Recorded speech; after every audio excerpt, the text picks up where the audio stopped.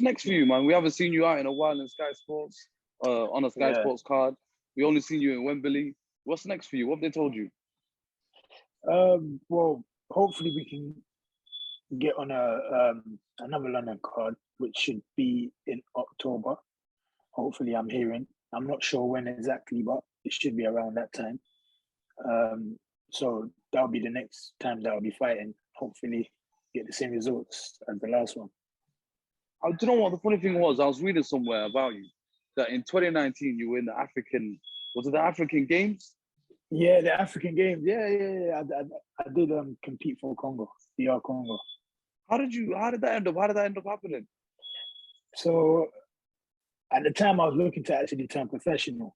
I mean, I'd not done everything, but I'd done a lot in the amateurs, and I thought, you know what, I think this is time to make the switch. But then the opportunity came when I think my dad went back home, and he told him what I've done, and they said, yeah, we need him on the team. So me and my friend Jonathan Cogasso from Italy decided to actually go and represent. He actually used to represent Italy, but he decided to represent Congo with me, and I ended up winning medals for Congo, you know, and just representing them and just doing a lot for Congo, winning a lot of medals, winning a lot of fights, you know, making history, because at my weight there wasn't many people that were doing what I was doing. So it's an honor basically to go there and do that just to make history, man. That's the main thing. I made history there.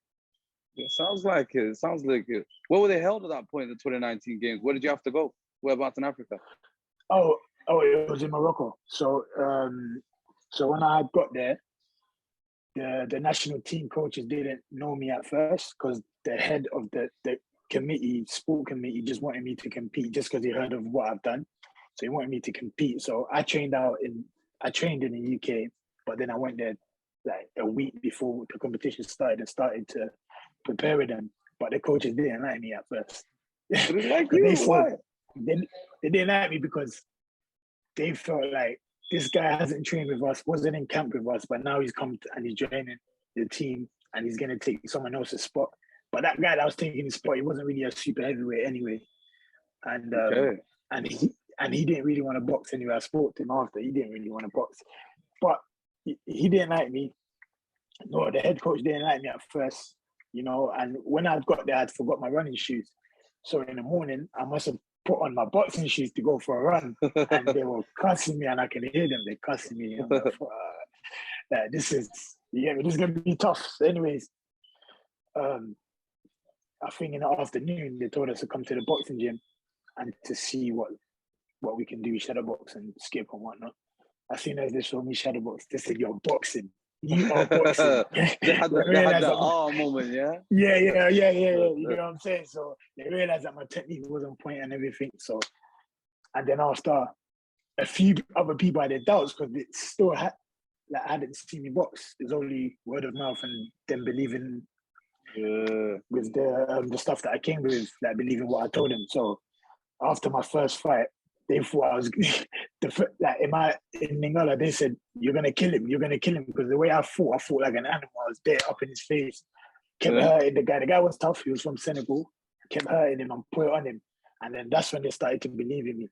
I beat a 2016 Olympian in the next round, and then I beat a knockout artist who was knocking everyone out. Funny thing is, they was gonna pull me out for that fight. What reason? They were quite worried because they said that the guy's a knockout artist and he might knock you out. So we're a bit worried. I said, "What? He ain't fought me. He's fighting them, but he's not fighting me." So when I said that, they laughed. They said, "Oh, okay. This is what Jamie's about." I went down and I beat him up. I beat him up better than the others. You know what I'm saying? So I put on the show.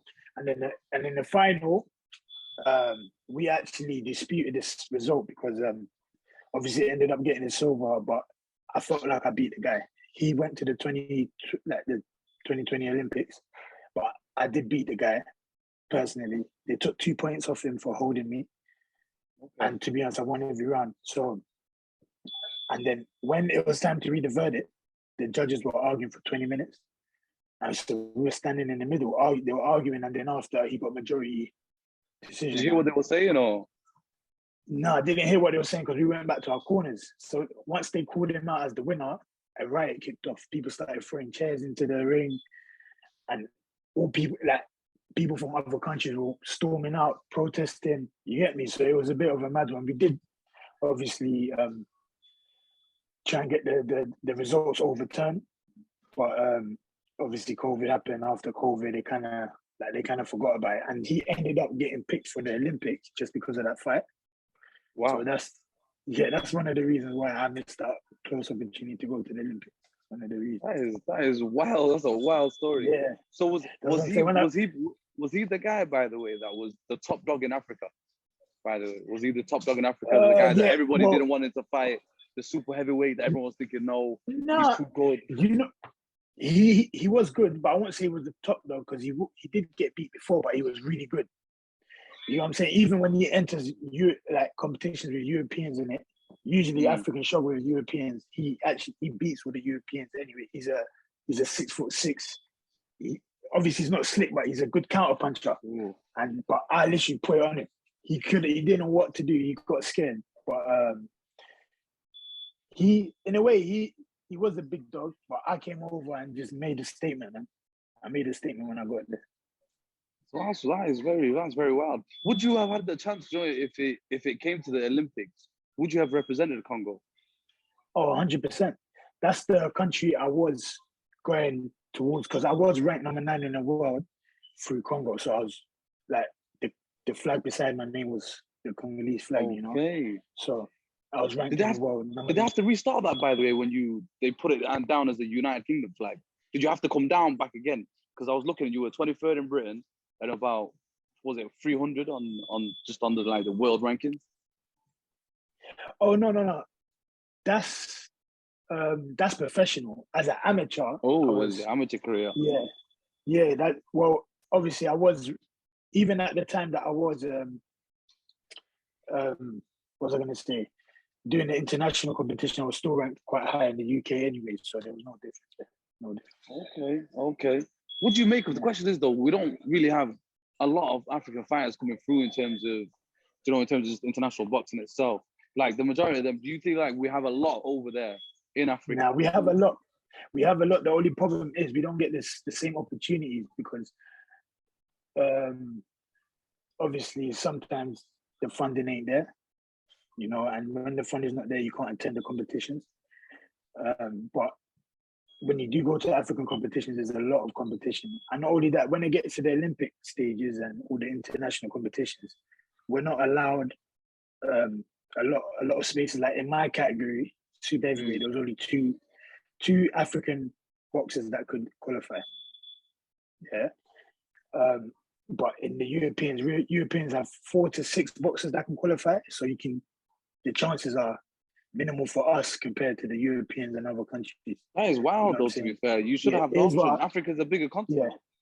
Yeah, that's what I believe. And I feel like it should be even all across the board. I feel like it should be equal to how many people qualify in each weight category. But Africa literally has less people qualify compared to all the other countries. Because we have, I feel like, do you feel like we have hidden gems in Africa?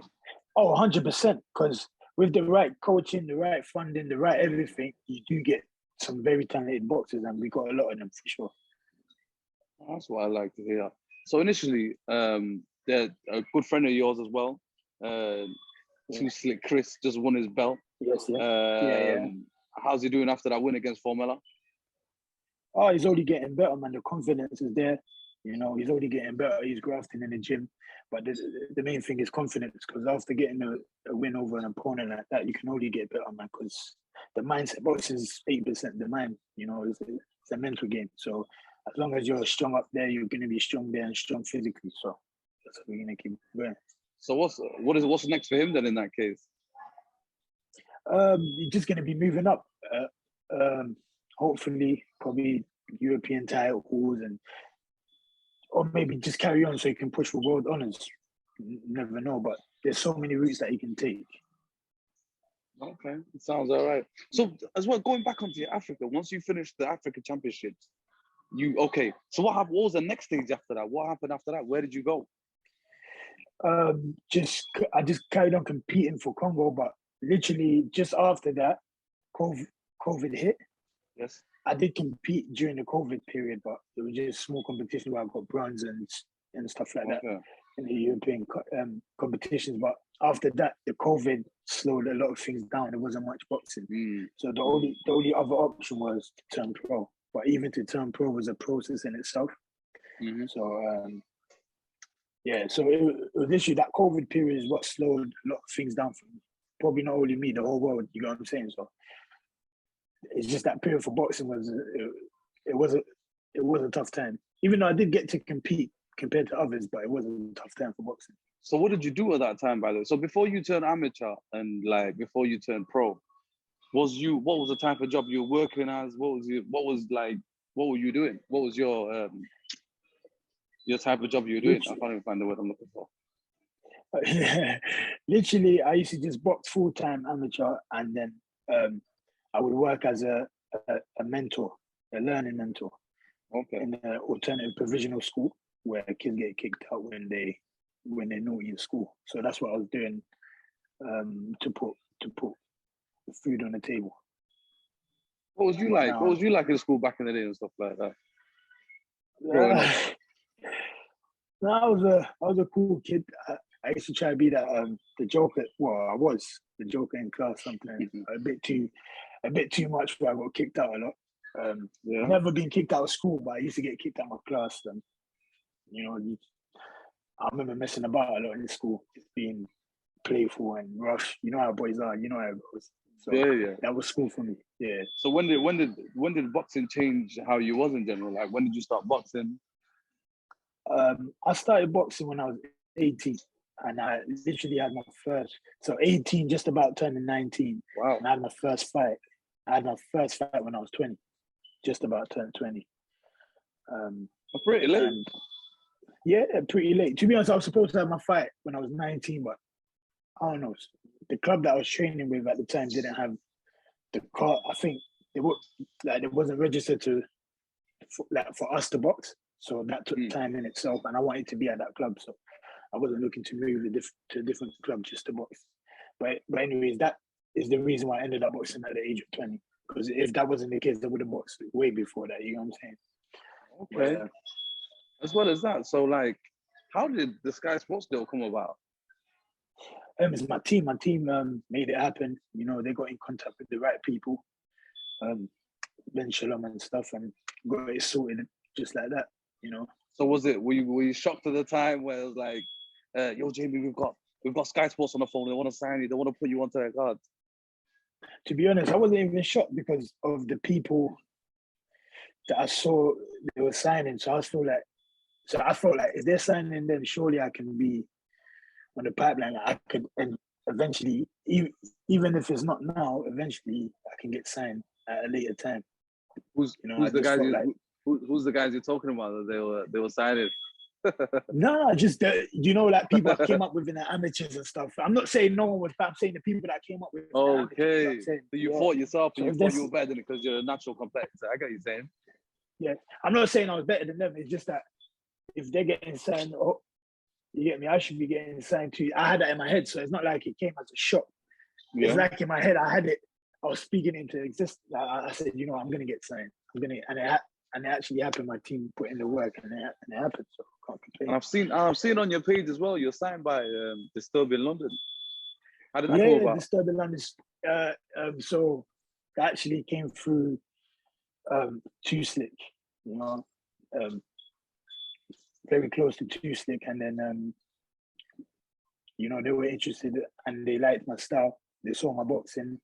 They wanted to get into the boxing game, and I was their first signing.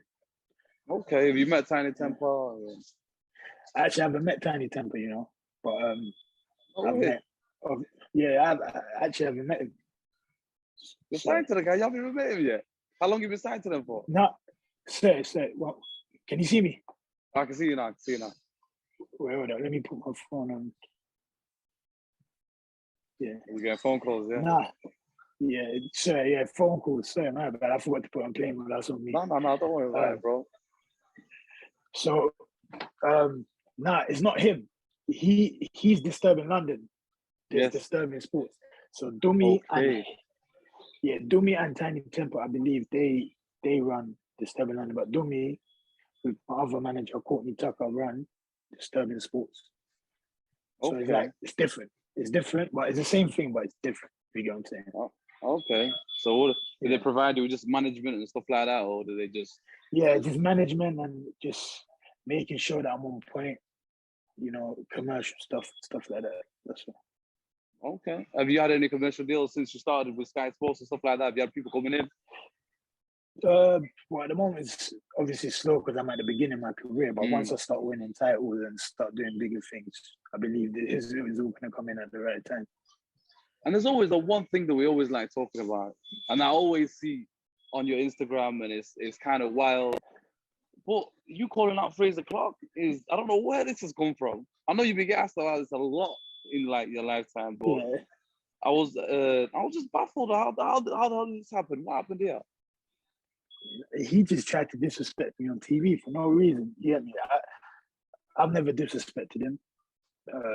Well, many will say that it's not really a disrespect, but like I took it like that. So they must have asked him about my performance and if I was on his radar, and he said that that he's better than me. He'll take that for our next fight, but he's trying to downplay it like I'm nothing. You know what I'm saying?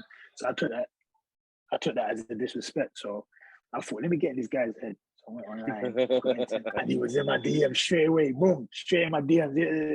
You get me? And then everyone else, like, a couple of my friends were tagging him in like a couple of stories. I see the last stuff. Yeah, and then after he was responding to them, and he was getting pissed. I'm like, "Bro, this guy is really biting." And so I made that post. I don't know if you saw that post. I was taking a piss. I don't know if you can. Have you seen the? Yeah, I've seen a few of them. I've seen a few of them. well, wild. I got him in the headlock there. Yeah, that was wild. That was wild, bro. I see that. Hey, listen. When it gets to it, watch, I'm gonna play with him properly. When we get to the real fight, I'm gonna get in his head. He's gonna be pissed by the time he's walking down into that ring. Hey, I want to know, what did the DMs say? Please read out these DMs. What did the DMs say? I want you to read out the DMs. You know what? He dropped me his address. He said, "I'm here." No way he dropped his address. Yeah. So then after, I said, I'm pulling up on that Aggie thing. I said, yeah, what? You dropped it? Well, I'm pulling up. Then the man then said, nah, leave it. It's not he's on smoke like that as well. Yeah, wow. He's on smoke. So obviously I was going to pull up and fuck with him. But they said, you know what, it will kick off. So the man then have to roll. I said, nah, don't forget that. So where's that at now? Like, has it just stopped, or is it just? To be honest, I gave him a phone call. Oh wow! Go on, this gets better now. What's happened now? Now, I gave him a phone call. I called him. I said, "I'm in Loughborough. Where you at?" And he said, "I'm at home with family." And obviously, we got into a conversation after that. It was what it is. You know what I'm saying? We're gonna let it run. Let's go. I think it's better once you keep it in a ring. It'll be wild there, and it'll be fireworks. Yeah. I feel like you get it. But that's what I want, though, man. I love a fight, man. I love fighting. Arts people in my gym, man. I love fighting. So have you spoke to Ben Shalom and everybody else at boxer? No, it's not something that will happen now. So there's no point speaking to anyone about it. So we haven't spoke to anyone about it. But it will happen in a year and a half. But we just got to see how things are going, because after his last fight, I believe he's way up the ranking as well. So I feel like a couple more fights with decent opponents, he's actually going to end up closer to a British title or something. No problem. Give me 1 second. No problem. Yeah, I will. I'll come there in a second. I'm being told to get out, but hold on a second. It's fine. I'll take my time. I'm just the Tim Hortons and that. You get it. I'm just sat down. But all I was going to say is, it's like, so has any of the boxing people told you to calm down and said, relax with the whole thing, what you're doing? No, they're laughing, because listen, at the end of the day, it benefits us both. You know what I'm saying? It benefits the fans. It's beneficial to everyone involved. You know what I'm saying? So a genuine fight where people don't really like each other, it's good. What do you think? It's good. Yeah, I do think it makes the fight a lot more better, and it'll be more entertaining for you to watch. Exactly. Because go on. No, I was saying the build-up is always better that way. So it makes you want to watch the fight. It brings in the crowd. So You Of get me? course it So does. that's how we're Listen, gonna keep it. I'll definitely be watching that. I'll tell you that for a fact. Because later I can Yeah, see this in a later on down the line, in a couple of years' time, you two headlining a show, O2 Arena in London, madness. Because yeah. let's be honest, there's a lot Nah, of that people who sounds think sounds top. there's a lot of people who think you can make it far. Like for instance, Derek Chisora. Yeah, yeah, yeah. Did you end up watching that He was clip on saying, look, IFL TV you where know he what? said, Yeah, yeah. No, I watched it, but I believe he was speaking about Matty Harris at the same time as well. okay. Yeah, because he said Fresh Prince, and I believe that's Matty Harris. He actually does look at him. But then I think what was it? Coogan said, No, "Are you talking about Jeamie yeah, TKV?" And Jeamie he goes, TKV. Yeah, yeah. You know what? I believe that as well. I feel like because he did say two, and he was probably mixing us up. So that's what I believe. There, "Oh, we'll have to find out soon, won't we?" we'll find out. We'll find out. So yeah, pretty much. That's all it is from me. We hope to see you soon. We'll catch up on again soon as well. And I'm looking forward to that fight as well, to be fair, with Frazer Clarke soon enough. All right. 100%. All the best to you, man. 100%. All the All best right, to all the you. best, brother.